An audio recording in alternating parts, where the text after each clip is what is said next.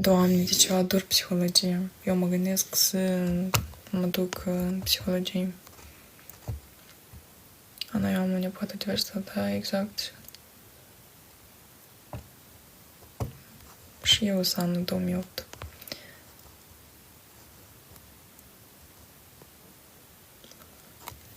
Doamne, voi credeți că nu pot să rezolv singur problemele? N-am nevoie nici de psiholog, nici de nimeni. Eu sunt psihologul meu.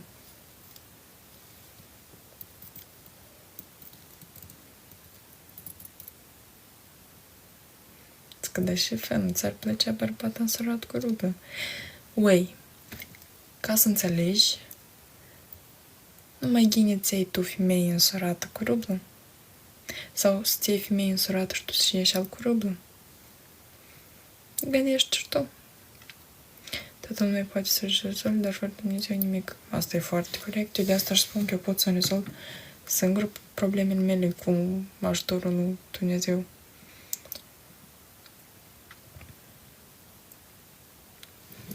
Uei.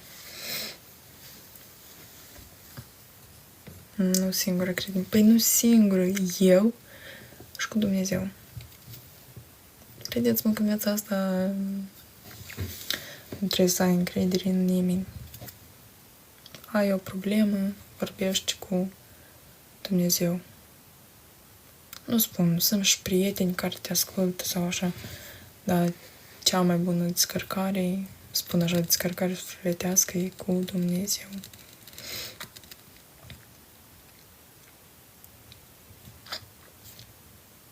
Credeți-mă că e cu mult mai real să îți exprimi tot și simți față de Dumnezeu care nu e lângă tine, dar tu îl simți, decât să vorbești cu un prieten care poate nu poți să te deschizi atât de mult în fața lui sau de tine. Și că ce cauți pe TikTok. Uite, mai motivezi lumea, mai e o vorbă bună, mai e una alta. Asta e o aplicație care face bani. Și care-i problema? Din live-ul ăsta ai văzut că foarte mulți bani am făcut sau cum? Îmi dau cu făină în cap. Ce fac? Pe motivând, vorbim cu oameni. Dar mie chiar îmi place să vorbesc așa cu oameni, să mai vedem problemele la alții, problemele mele, poate.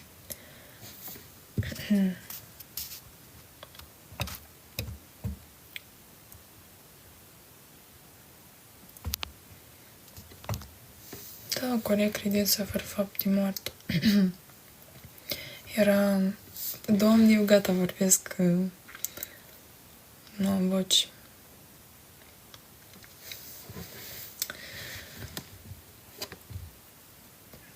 Era un preot și spunea așa, trebuie să beau apă.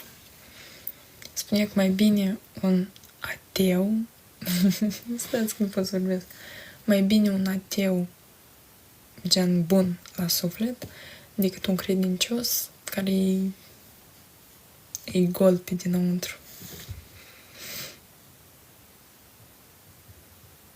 De unde mă știi?